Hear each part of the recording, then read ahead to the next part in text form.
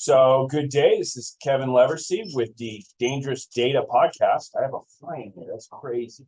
And I am with Chris of Antler and Shelfi. Chris is the CTO and quite an interesting startup founder. I've known him for a number of years, and he recently, joined I guess what would be called an ASEAN version of Y Combinator, and has been building his brand in Vietnam. He's from the Philippines originally.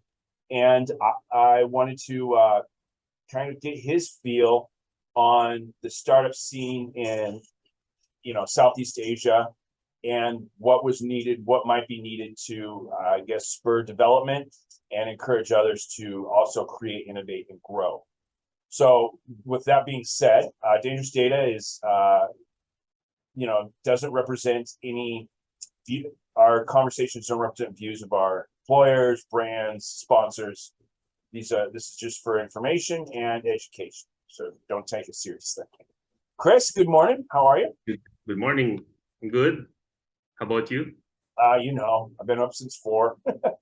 So tell us a little bit about yourself, what you've been doing before the pandemic and then during the pandemic, and then why you left the Philippines for Vietnam to launch your startup.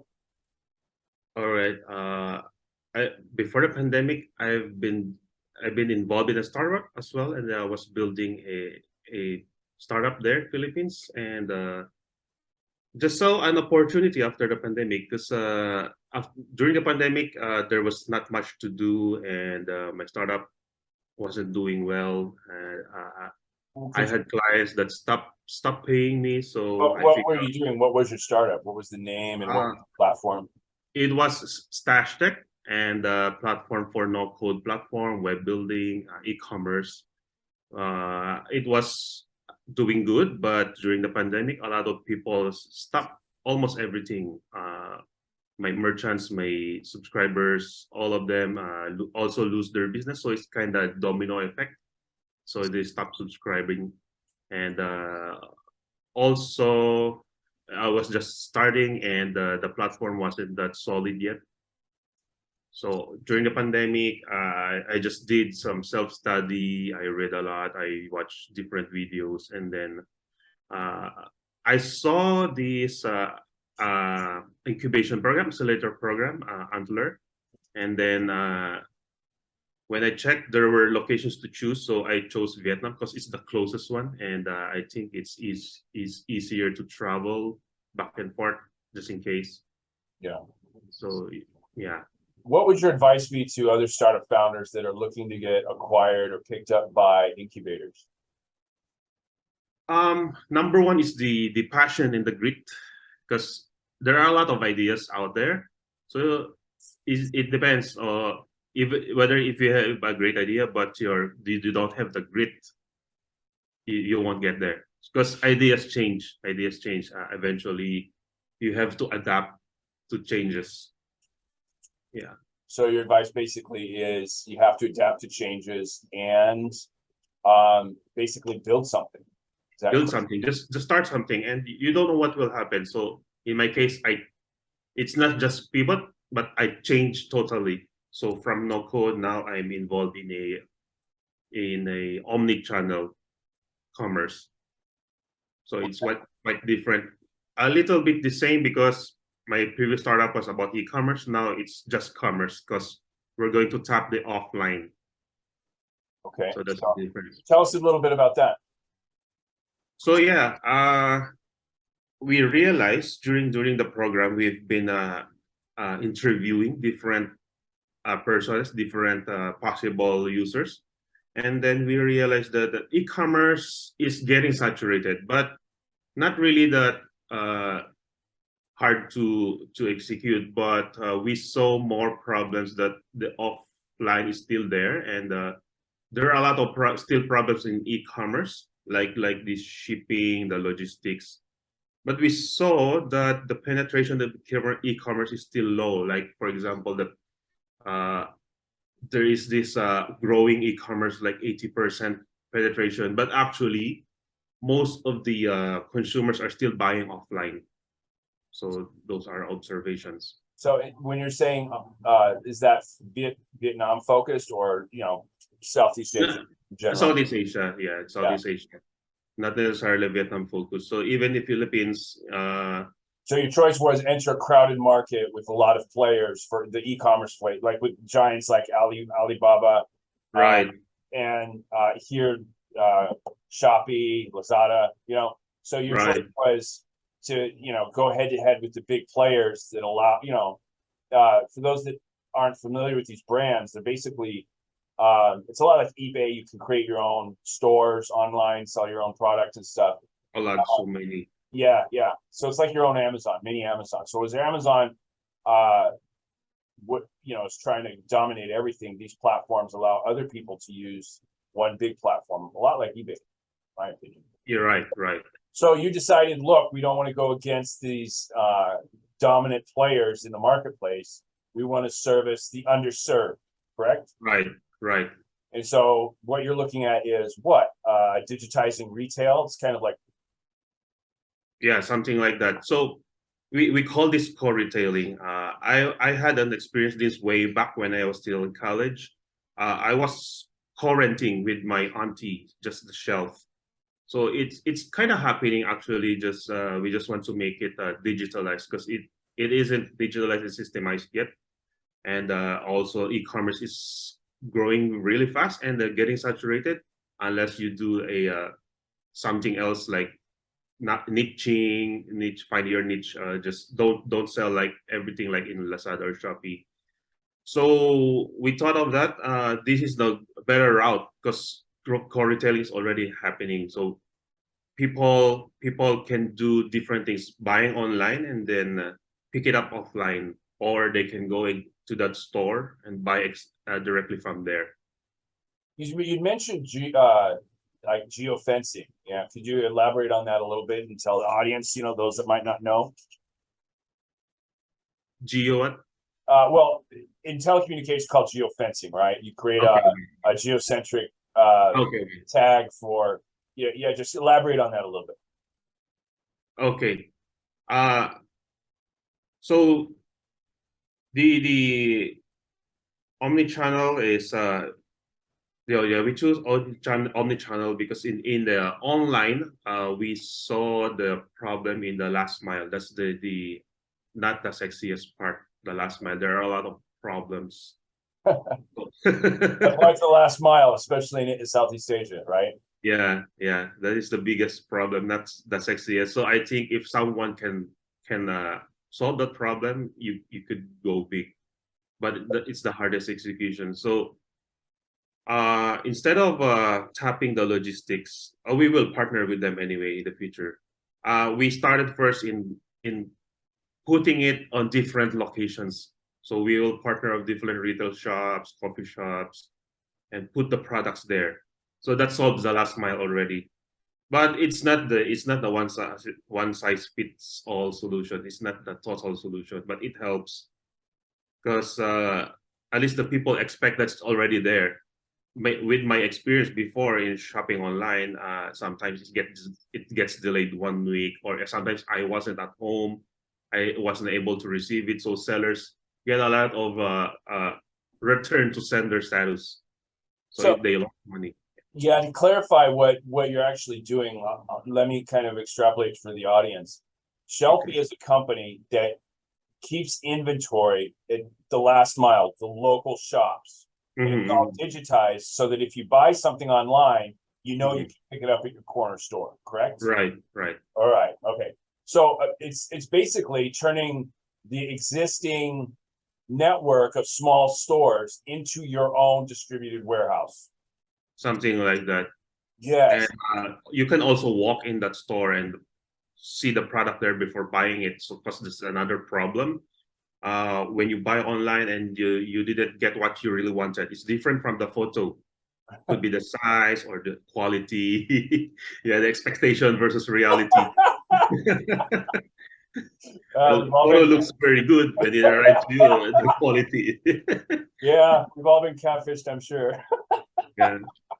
That's interesting. That's good. That's really so far. How many customers do you have? We're just 2 months old, so we have around 50 partners right now, mixed with brands and store That's pretty good. locations. Hey, that's pretty good in 60 days. Yeah. That's So really good. some store locations itself had their own brands that want to expand to other locations. So instead of opening another shop, they just co-retail it with another shop. That's really brilliant. That's really brilliant. So basically, you're selling store space, shelf space. Yeah, yeah. That's genius. What you've said. That's really good because it's almost like Airbnb. You don't have any overhead. Right, right. It's like a Airbnb for stores. That's awesome. Initially, we named it Air Store initially, but along the way during the interview, we pivoted a bit. So at first we thought of just purely rental, but along the way during the interviews, stores have way different personas, wide range of different personas.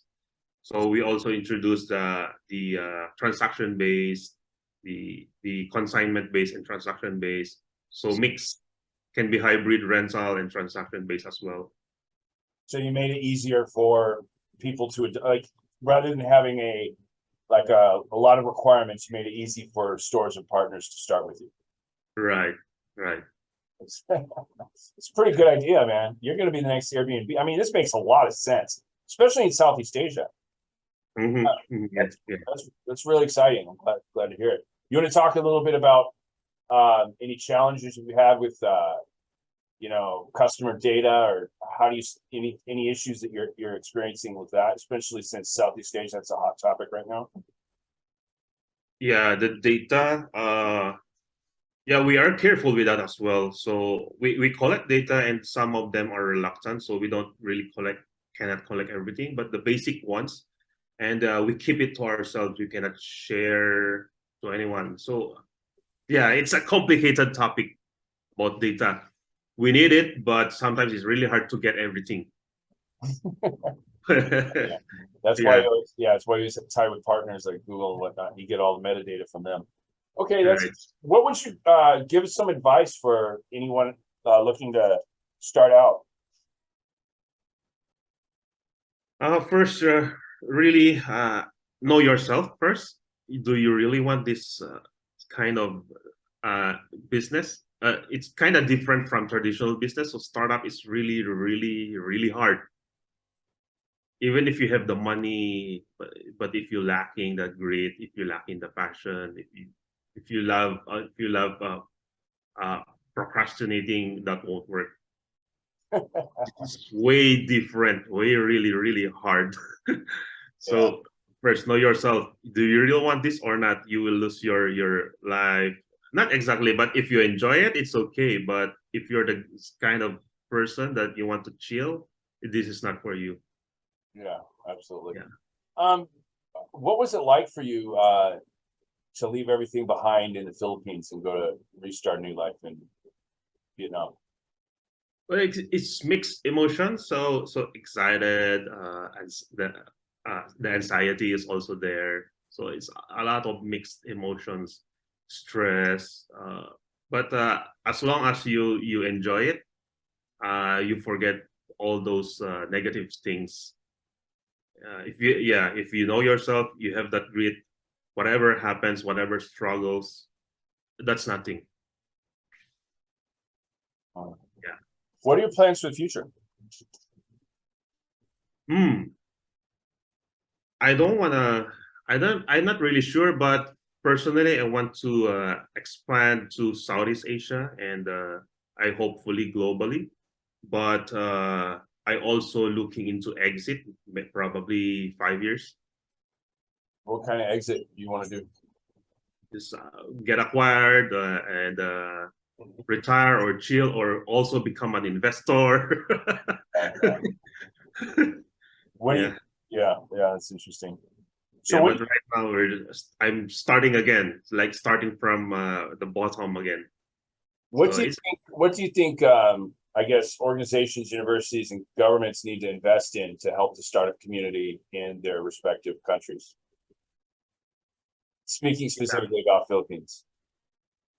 the government should open up their mind. Right now, we are still a little bit traditional and not that open to startup yet. So there's a lot of regulations that they don't understand. We need younger generations to be in the government. Okay. Right. What would you like to see happen? More support, education, when it comes to startup, not the traditional one, but educate, put up more curriculum about startup business. And this is the reality in Philippines. I don't want to put it negatively, but majority of us were not business minded. I wasn't business minded as well. So I started in employment and worked the ladder. But as we grow old, we realize that what if we retire? What's gonna happen to us? So that I had that realization. So most of us, I was as well like that. Just wanna go work for somebody else, or especially work outside the Philippines because of the higher salary. But in the end, if you once you retire, you lose lose those savings. Yeah, that's true. Yeah. That's true. So I've known you for quite a while, and you've always been working on something. Right. So I find it kind of interesting that you said your motivation was startup was pretty much retirement, when as long as I've known you, which is going on 5 years, you're always building something, man. So Yeah. you say that publicly, but I know you personally, and you're always building something. You just got a new idea. You're always, you know what I mean? Actually, that's right. That's You right. know, you know, Building. you're always doing something. I mean, if you wanted retirement, you could have. I know about 3 projects that have easily gone off into retirement. Right. But the guy I know, the Chris I know, is always building something new. There's sometimes the words doesn't really reflect the reality. Right? I mean, man, when just for the audience, when Chris and I were talking, I guess during the pandemic, we were discussing ideas to go forward with new stuff. And I'm like, so tell me about your startup. So he tells me about the startup. And we have another conversation.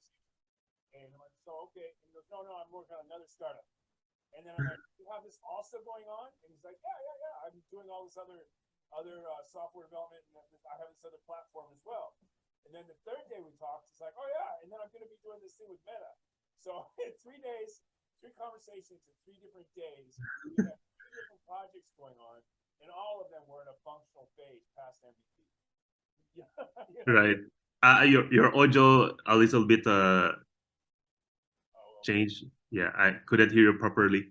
Oh, okay. I said in 3 Right. days, that Yeah. we talked, every single day you had a new project that was past MVP.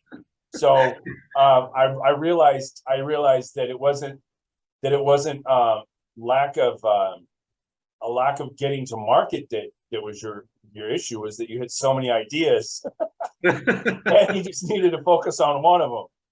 Yeah, so that's one of the things. To be honest, what I've seen occur is in a situation like you're at now with Antler, right? You're in a community that is there to support you. I call it a lot like boxing, right? So Right. when you have a boxer and they're going through a fight, they don't take that boxer and throw him in to get his butt kicked, because they need to build up confidence, right? And they need to build skills. And so they watch the videos when the fight's done and say, hey, you're paying attention to the girl in the front row. Yeah. So and they work with the boxer to get them to the place they need to be. Yeah. So what I like about good and functional incubators and startup communities is that you work together on, where you need to get yourself as get your idea off the ground into market, and as well as skills development. So that's one of the things that I think is most beneficial for incubators and startup communities, because it's all about the, it's not me looking in the mirror, it's looking out the window to the team that's helping you get there. Right. And what I see that we're missing in a lot of places is, after a boxer loses a fight, they get together and they watch the fight, and they're like, hey, this is where you failed, this is where, they have an after action. And one of the things that we don't have in terms of community is we don't do after actions with each other. We don't say, hey, this is how this went, this is how this quarter went. I think it'd That's be, right.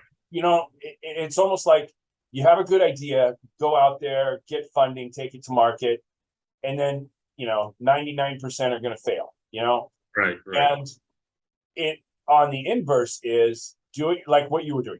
Do it yourself, go out, get your own customers. See, that's one of the things that I always really appreciated about you was that you were out getting your own customers. You weren't stuck in meetings looking to raise investment. I mean, you were focused on just getting customers. I built it, it works, let's get customers. Right. That went really well for quite a while. And I think, yeah. And so I've seen you grow while you're in this process, and you get focused, which is really good. I mean, because when you're by yourself, you don't know. You're by yourself. You don't know which way to go. You don't know what to focus on first. And having that kind of mentorship. So I'm just. It's obvious that Antler's doing pretty good for you, which is good. I'm going to give props to them. Right. In relation to what you said, with Antler, we emphasize on the team, the people. Because before I was alone in the startup, partners come and go, and almost 95% of the things I do everything. I code, I market, I sales, I network. So it's really hard.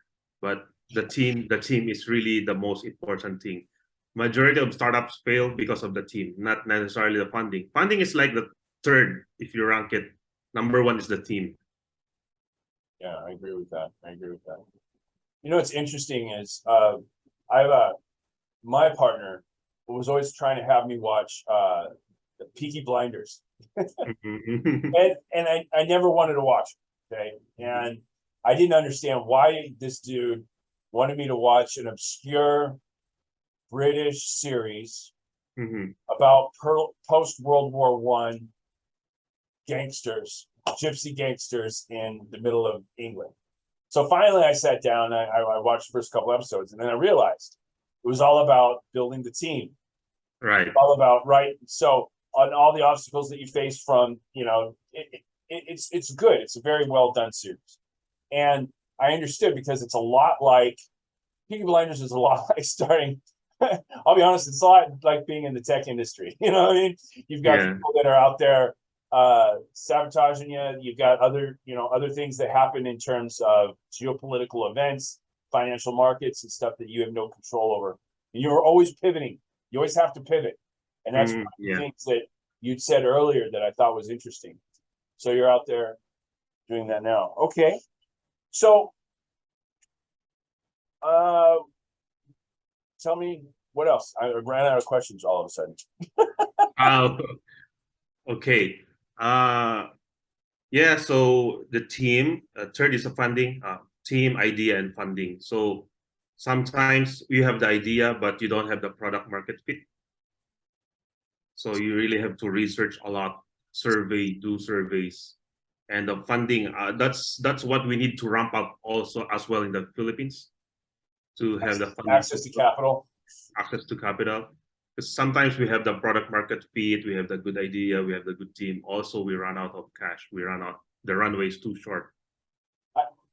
Now, we should definitely have a innovation lawyer come on that's more experienced in this matter. But what I've understood is that the tax burden is so high that companies don't want to keep cash on their balance sheet. If you don't have cash on your balance sheet, then it doesn't look very attractive to international investors. And so one of the problems that Philippine startups have in terms of systemic access to capital is that the way that you have to do accounting to be, to minimize your tax burden is the opposite that you want for access to capital from international markets. Yeah, kind of different. Yeah. Because what is the tax burden? Something like 45%. Somewhere, in total, around 2%. Yeah. It's almost 50%. So, in terms of being able to function, you're just saddled with obstacles, in my humble opinion, that could be Right. they could be easily fixed, But again, that's not my forte. But I can see that that's one of the biggest crutches that happen. And you're right. There's a lot of requirements to get started. Versus, New Zealand is pretty easy. Vietnam's supposed to be pretty easy. What are the requirements you need for launching in Vietnam? It's almost the same, but the government here supports the startup. They launch a lot of programs, so it's like other Southeast Asian countries like Singapore. When you launch a startup, you'll get a tax-free for. I'm not sure how much the duration, 1 year or 2 years. And the government is pushing here for really pushing for the tech in the blockchain and IoT and e-commerce. It's obvious, yeah. It's really obvious, and it's really paying off. Yeah, it's interesting for me to see the evolution that happened with Vietnam after the conflicts that they had with America and whatnot, into how fast they've grown. Right. It's on purpose. Mhm. You know what I mean? So, yeah, definitely in part of the ASEAN countries, I see that they don't cower from the future. It's like they're really embracing it, which is something I think that the Philippines could do as well. It's really interesting. I just had a really good idea I was going to ask you. I forgot. Sure. Oh, talk to me about infrastructure. That's right. I want to talk to you about infrastructure. Okay. Tell me about the internet connection. Tell me about, power. Talk to me about infrastructure. Okay. In internet here, it's very cheap. I think you can get $5 to $10 for 80 Mbps to 100 Mbps Wow, for a month. per month.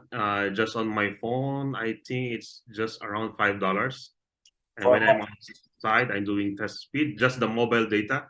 Yeah. It's 80 Mbps already. So Wow. it's very different. Yeah. So I don't have that problem anymore. Like when doing online meetings or working, that I have to wait. The productivity is down because of internet. That's also the challenge we have there in Yeah. Philippines. So remember last time, every time we meet, our Zoom meeting, our G Meet is always choppy. Yeah. It always freezes, and And, our audio we cannot hear. Yeah, and you're screaming at PLDT. yeah. And when researching on different websites, you really have to wait. Yeah. And sometimes it's down. Even if you pay more, if you upgrade your plan, you still don't get. You're happy with 10 Mbps already. I know. And now you have 100 and it's $5 a month, something like that. That's interesting. And it's stable. It's so I guess what I kind of hammer home is you have low barriers to entry. Mm-hmm. It makes it easy. The infrastructure's in place, and you have mentorship to help you get there. So that's really, it's kind of like a wake-up call to the community here, what we should be focused on and making happen. Yeah. You should be focused on building your business, chasing clients, building your product, your platform, rather than dealing with this administrative stuff, eating up 50% of your time dealing with the internet, dealing with the paperwork, etc. Right. So, yeah. Yeah, it's telling. It's telling because you're able to build and grow and expand. That's interesting. That's really good. All right, so I guess that's good. We've kind of covered the topics. I'd like to have you on again once you guys get a little bit more established, and then see Right, how right. far you've gone. And so I just wanted to say thanks, Chris, for your time today. And if you have any questions for us or anything you want to tell the audience? Yeah, just don't give up. That's the always advice I've been giving to everyone ever since. Just don't give up. You may feel like giving up, but just don't. Where can they find you online? I have a LinkedIn and Facebook. And you're at Shelfi, right? SHELFI. Yeah. Okay. So you can call it Shelfi or Shelfi. So it depends. Okay. Up to you. Like Wi-Fi, lo-fi. Yeah, it's true. Or long five, long five. All Yeah. right, Chris, I appreciate your time this morning and thanks for, popping in. Hopefully, we can have you on again. I'd like to, my goal here is to basically encourage those that are innovators and startup and, to grow and connect our networks as much as possible to help lift each other up. I appreciate your time today. Right.